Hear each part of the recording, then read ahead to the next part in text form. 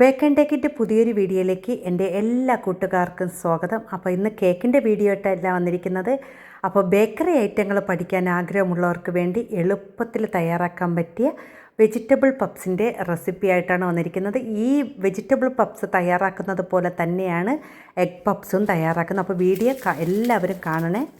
ഈ ഒരു vegetable puffs തയ്യാറാക്കാൻ വേണ്ടി ആദ്യം നമുക്ക് കൗണ്ടർ ടോപ്പ് നല്ലതുപോലെ തുടച്ച് വൃത്തിയാക്കി ഇടണം. നമുക്ക് പാത്രത്തിലേക്ക് വെച്ച് കുഴയ്ക്കുന്നേക്കാളും നല്ല കൗണ്ടർ ടോപ്പിലിട്ട് കുഴയ്ക്കുമ്പോഴാണ് ആ ഒരു പപ്സിൻ്റെ മാവ് നല്ല സോഫ്റ്റായി കിട്ടുള്ളൂ കേട്ടോ. അപ്പോൾ അതിനുശേഷം നമ്മൾ 250 ഗ്രാം എലൈറ്റിൻ്റെ മൈദ മാവാണ് ഞാൻ എടുത്തിരിക്കുന്നത്. അതൊന്ന് ഇതിലേക്ക് ഇട്ട് കൊടുത്തതിന് ശേഷം ഒന്ന് നടുക്കൊന്ന് ഇതുപോലെ ഒന്ന് മാറ്റി കൊടുക്കാം.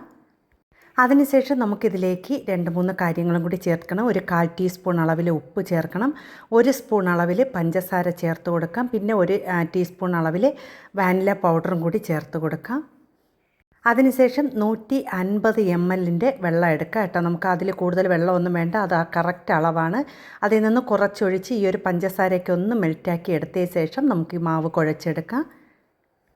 ഇനി നമുക്ക് 4 സൈഡിൽ നിന്ന് കുറച്ച് ഇത് ആ ഒരു മാവൊന്ന് നമുക്ക് ഇതിലേക്ക് ഇട്ട് കൊടുത്ത് നല്ലതുപോലെ ഒന്ന് കുഴച്ചെടുക്കണം. അപ്പോൾ നമുക്ക് അതിനുശേഷം ആ ഒരു വെള്ളം അത്ര ഉപയോഗിച്ച് കുഴച്ചെടുക്കാം കേട്ടോ. നമുക്ക് കറക്റ്റ് അളവാണ് 150 ml വെള്ളമാണ് ഇട്ടെടുത്തിരിക്കുന്നത്. ഇനി നമുക്ക് നല്ലതുപോലെ ആ ഒരു മാവൊക്കെ വെള്ളം ഒഴിച്ച് നല്ലതുപോലെ ഒന്ന് കുഴച്ചെടുക്കണം. അപ്പോൾ നമ്മൾ കൈകൊണ്ട് നല്ല പ്രസ് ചെയ്ത് കുഴച്ചാൽ മാത്രം, നമ്മൾ കുഴയ്ക്കുന്ന ഒരു അരമണിക്കൂറെങ്കിലും മാവ് നല്ലതുപോലെ കുഴച്ചെടുക്കണം. എങ്കിൽ മാത്രമേ നമുക്ക് ആ ഒരു മാവ് നല്ല സോഫ്റ്റായിട്ടും നല്ല ലെയറായിട്ടും നമുക്ക് തയ്യാറാക്കിയൊക്കെ എടുക്കാൻ പറ്റുള്ളൂ. അപ്പോൾ ഞാൻ വെള്ളം എല്ലാം ചേർത്ത് കൊടുത്തിട്ടുണ്ട്. ഇനി നമുക്ക് ഈ ഒരു മാവൊക്കെ നമ്മൾ കുഴയ്ക്കുമ്പോൾ തന്നെ നമുക്ക് തറയിലൊന്നും ഒട്ടിപ്പിടിക്കാതെ തന്നെ നല്ല രീതിയിൽ നമുക്ക് ആ ഒരു മാവിൽ തന്നെ ഒട്ടി വരും. നിങ്ങൾക്ക് കാണുമ്പോൾ തന്നെ അറിയാം, നമ്മൾ കുഴയ്ക്കുന്ന പരുവം കുഴച്ച് വരുമ്പോൾ തന്നെ ആ ഒരു മാവ് എല്ലാം നമുക്ക് ഈ ഒരു ഇതിലേക്ക് നമുക്ക് ഒട്ടിപ്പിടിച്ച് വരും കേട്ടോ. പിന്നെ നമുക്ക് ആ കൗണ്ടർ ടോപ്പിലും കയ്യിലൊന്നും മാവൊന്നും ഒട്ടിപ്പിടിക്കില്ല. ഇനി നമ്മൾ ഇത്രയും നല്ലതായിട്ടൊന്ന് കുഴച്ചെടുക്കുക. 2 കൈ ഉപയോഗിച്ച് മാവ് നല്ല സോഫ്റ്റാക്കി കുഴച്ചെടുക്കുക.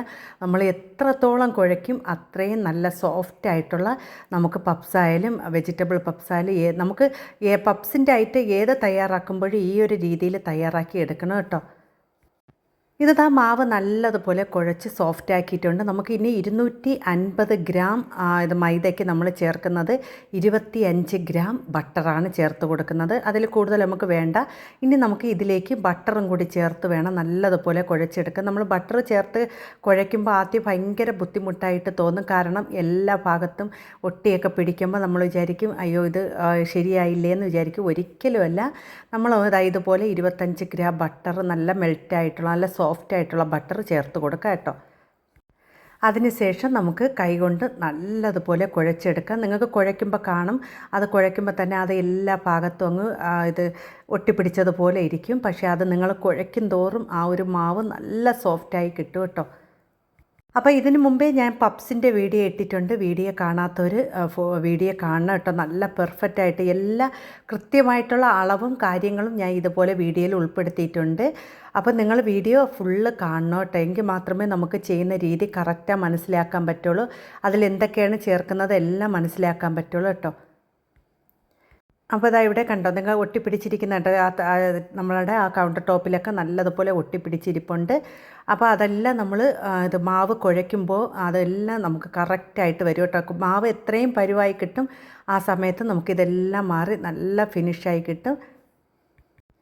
അപ്പോൾ മാവിന് നമുക്ക് നല്ലതുപോലെ മൊത്തം അരമണിക്കൂറെങ്കിലും മാവ് കുഴച്ചെടുക്കണം. നമ്മൾ 1/4 മണിക്കൂർ മാവ് ആദ്യം നല്ലതുപോലെ കുഴയ്ക്കണം. അതിനുശേഷം ബട്ടർ ചേർത്തതിന് ശേഷം 1/4 മണിക്കൂറും കൂടി നല്ലതുപോലെ കുഴച്ച് ഇതുപോലെ ഉരുട്ടിയെടുക്കണം കേട്ടോ മാവ്. ഇനി ഒരു 10 മിനിറ്റ് മാവ് റെസ്റ്റ് ചെയ്തതിന് ശേഷം നമുക്കിതിനെ ഒന്ന് പരത്തിയെടുക്കാം. അപ്പോൾ നമുക്ക് ആദ്യം കുറച്ച് മാവ് ഇതുപോലെ തൂറ്റി കൊടുക്കണം. മാവ് കൂടിയൊന്നും പോവരുത്. അതിനുശേഷം നമ്മൾ ഇതുപോലെ മാവ് വെച്ചിട്ട് ഒന്ന് പരത്തിയെടുക്കണം.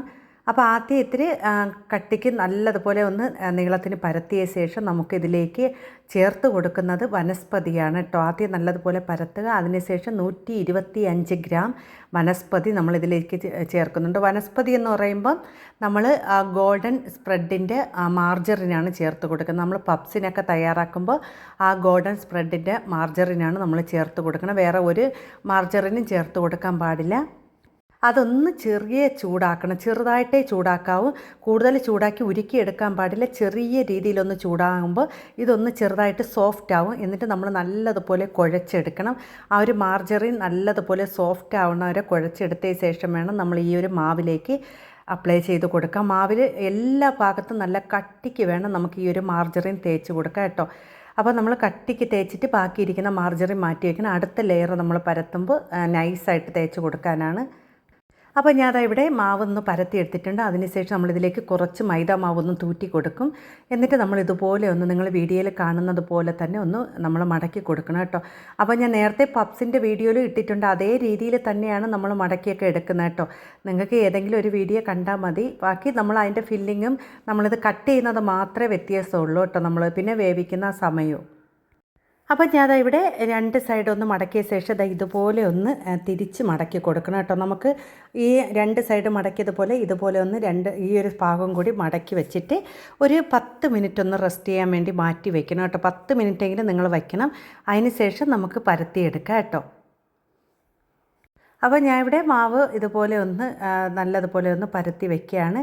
ഇനി ഒരു 10 മിനിറ്റ് കഴിഞ്ഞിട്ട് നമുക്ക് അടുത്ത് പരത്തിയെടുക്കാം.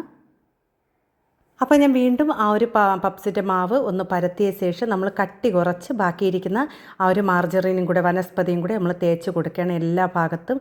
അപ്പോൾ നമ്മൾ ഇതൊക്കെ തേച്ചാൽ മാത്രമേ പപ്സ് നല്ല ഒരു ഇത് മൊരിഞ്ഞതായിട്ട് നമുക്ക് കിട്ടുള്ളൂ കേട്ടോ. അപ്പോൾ ഞാൻ ഇവിടെ എല്ലാ ഭാഗത്തും ഒന്ന് തേച്ച് കൊടുക്കുകയാണ്. അപ്പോൾ നിങ്ങൾ വീഡിയോ കണ്ടുകൊണ്ടിരിക്കുമ്പോൾ ഇഷ്ടപ്പെടുകയാണെങ്കിൽ ഒരു ലൈക്കെങ്കിലും ചെയ്ത് സപ്പോർട്ട് ചെയ്യണേ. അപ്പോൾ ഞാൻ ഇവിടെ ആ ഒരു ബാക്കി വന്ന മാർജറിനെല്ലാം ഞാൻ ഇതുപോലെ ഒന്ന് തേച്ച് കൊടുത്തിട്ടുണ്ട്. ഇനി നമുക്കിതിലേക്ക് കുറച്ച് മൈദാമാവ് ഒന്ന് തൂറ്റി കൊടുത്തതിന് ശേഷം ഇതിനെ ഒന്ന് മടക്കിയെടുക്കുകയാണ്. ഇനി നമ്മൾ മടക്കിയെടുക്കുമ്പോൾ ഇതുപോലെ ഒന്ന് മടക്കിയെടുക്കണം കേട്ടോ. അപ്പോൾ ഒന്ന് സൈഡൊക്കെ ഒരേ ലെവലിൽ കിട്ടാൻ വേണ്ടി ഒന്ന് വലിച്ച് പതുക്കെ ഒന്ന് മടക്കിയെടുക്കാം. കറക്റ്റ് അളവിലൊന്ന് കിട്ടാൻ കണക്കിന് ആ രീതിയിൽ വേണം നമ്മൾ മടക്കിയെടുക്കാം കേട്ടോ. അപ്പോൾ ഇതേ രീതിയിൽ തന്നെയാണ് നമ്മൾ മുട്ട പപ്സും തയ്യാറാക്കിയിട്ടുള്ളത്. നിങ്ങൾ മുട്ട പപ്സിൻ്റെ വീഡിയോസും ഇട്ടിട്ടുണ്ട്. അപ്പോൾ നിങ്ങൾക്കൊക്കെ ഇതൊക്കെ തയ്യാറാക്കി നിങ്ങൾക്ക് സെയിൽ ചെയ്യാം കേട്ടോ. ആ രീതിയിലാണ് ഞാൻ വീഡിയോ കാണിക്കുന്നത്. എല്ലാവർക്കും ചെയ്തെടുക്കാൻ പറ്റുന്ന രീതിയിലാണ് ഞാൻ ഓരോ വീഡിയോ അപ്ലോഡ് ചെയ്യുന്നത് കേട്ടോ. അപ്പോൾ ഞാൻ ഇവിടെ രണ്ട് സൈഡും മടക്കിയിട്ടുണ്ട്. ഇനി കുറച്ചൊന്ന് മൈദാമാവ് തൂറ്റി കൊടുത്തതിന് ശേഷം ഈ ഒരു സൈഡ് ഇതുപോലെ ഒന്ന് മടക്കി വയ്ക്കാം.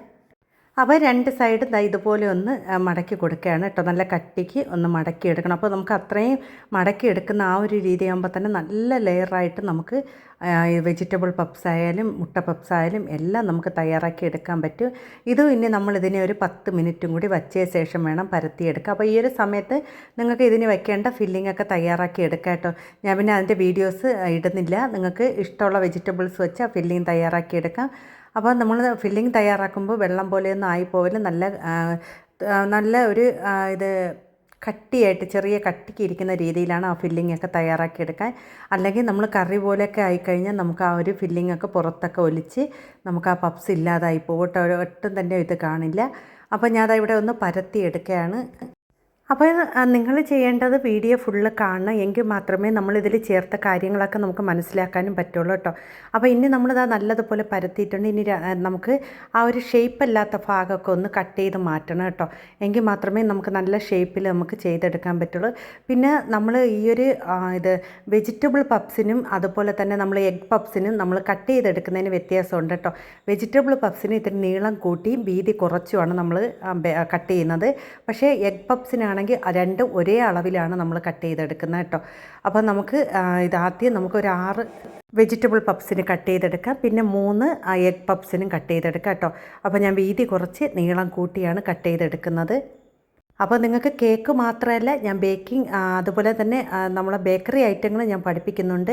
അപ്പോൾ നിങ്ങൾ ചെയ്യേണ്ട ഇത്ര മാത്രം വീഡിയോ ഫുള്ള് കാണുക, സപ്പോർട്ട് ചെയ്യുക, ലൈക്ക് ചെയ്യുക. ഇഷ്ടമുള്ളവർക്ക് അപ്പോൾ നിങ്ങൾക്ക് ഷെയർ ചെയ്തും കൂടെ കൊടുക്കണം കേട്ടോ. എല്ലാവർക്കും പഠിക്കുക. ഇതൊക്കെ ചെയ്ത് നിങ്ങൾക്ക് സെയിൽ ചെയ്യാവുന്നതാണ്. നമുക്ക് ഇത് നല്ല രീതിയിൽ ഞാൻ ഓരോ അളവും കൃത്യമായിട്ടാണ് പറഞ്ഞു തരുന്നത്. നിങ്ങൾ ആ അളവ് കൂട്ടി ചെയ്തെടുത്താൽ മാത്രം മതി കേട്ടോ. ഇനി നമുക്കൊരു സ്പ്രേ ബോട്ടിലുണ്ടെങ്കിൽ ഒന്ന് വെള്ളം ചെറുതായിട്ടൊന്ന് നനച്ച് കൊടുത്തിട്ട് വേണം നമ്മളിതിലേക്ക് ഫില്ലിങ് വെച്ച് കൊടുക്കാൻ. അപ്പോൾ നിങ്ങൾ വെജിറ്റബിൾസ് മസാലയൊക്കെ തയ്യാറാക്കുമ്പോൾ അറിയാമല്ലോ നിങ്ങൾക്ക് എങ്ങനെയാണ് തയ്യാറാക്കുന്നത്. അത് കട്ടിക്കൊന്ന് തയ്യാറാക്കി കുറച്ച് അളവിൽ വെച്ച് കൊടുക്കണം. കൂടുതൽ കുത്തി നിറച്ച് വയ്ക്കുകയൊന്നും ചെയ്യരുത് കേട്ടോ.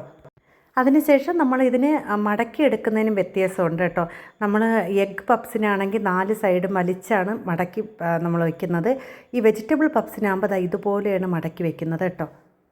അപ്പോൾ നമ്മൾ വെള്ളം നനച്ച് കൊടുത്തത് കൊണ്ട് തന്നെ അത് നല്ലതായിട്ട് ഒട്ടിയിരിക്കും. പതുക്കെ ഒന്ന് ഇതുപോലെ പ്രസ് ചെയ്ത് നമ്മൾ കൈ കൊണ്ട് പതുക്കെ ഒന്ന് പ്രസ് ചെയ്ത്, അത് കൂടുതൽ അമക്കി പ്രസ് ചെയ്യുന്നു വേണ്ട കേട്ടോ. 4 സൈഡൊന്ന് ചെറുതായിട്ട് അങ്ങനെ ഒന്ന് അമക്കി കൊടുത്താൽ മതി. ഇനി നമ്മളിതിലേക്ക് മുട്ടയുടെ ഞാൻ മഞ്ഞയാണ് കൂടുതലും ചേർക്കുന്നത്, കാരണം അതിന് നല്ല കളർ കിട്ടാൻ വേണ്ടി. വൈറ്റിനേക്കാളും നമുക്ക് യെല്ലോയാണ് കൂടുതലും മിക്സ് ചെയ്ത് നമ്മളൊന്ന് നല്ലതുപോലെ മിക്സ് ചെയ്തതിന് ശേഷം തേച്ച് കൊടുക്കുന്നത്. അപ്പോൾ നല്ല കളറായിരിക്കും കേട്ടോ അതിൻ്റെ പുറം ഭാഗം നമ്മൾ മൊരിഞ്ഞ് വരുമ്പോൾ. അപ്പോൾ ഇതുപോലെ തന്നെയാണ് ഞാൻ 3 എഗ് പപ്സും തയ്യാറാക്കിയിട്ടുണ്ട്. അപ്പോൾ നമ്മൾ എഗ് പപ്സ് തയ്യാറാക്കുന്ന കണ്ടല്ലോ. അതിനുശേഷം 180 ഡിഗ്രിയിൽ ഫ്രീ ഹീറ്റ് ചെയ്ത ഓവനിലേക്ക് 25 മിനിറ്റ് ഒന്ന് വേവിച്ചെടുത്തതാണ് ഈ വെജിറ്റബിൾ പപ്സ്. വെജിറ്റബിൾ പപ്സിന് വേവ് കുറവാണ്. നമ്മളെ എഗ് പപ്സിനാണെങ്കിൽ 35-40 മിനിറ്റ് ഒന്ന് വേവിക്കണം കേട്ടോ. അപ്പോൾ ഞാൻ രണ്ടും ഇവിടെ തയ്യാറാക്കി എടുത്തിട്ടുണ്ട്. ഇതിൻ്റെ ടേസ്റ്റ് ആണെങ്കിൽ പറയാതിരിക്കാൻ വേണ്ട, നല്ല ലെയറായിട്ടുള്ള നല്ല ക്രിസ്പി ആയിട്ടുള്ള പപ്സാണ് തയ്യാറാക്കിയിട്ടുള്ളത്. നിങ്ങൾക്ക് സെയിൽ ചെയ്യാനൊക്കെ ആഗ്രഹമുള്ളവർക്ക് ഇതുപോലെ തയ്യാറാക്കി സെയിൽ ചെയ്യുകയാണെങ്കിൽ നല്ല രീതിയിൽ ഓർഡറൊക്കെ കിട്ടും. അപ്പോൾ നിങ്ങൾ എല്ലാവരും വീഡിയോ ഫുള്ള് കാണണം.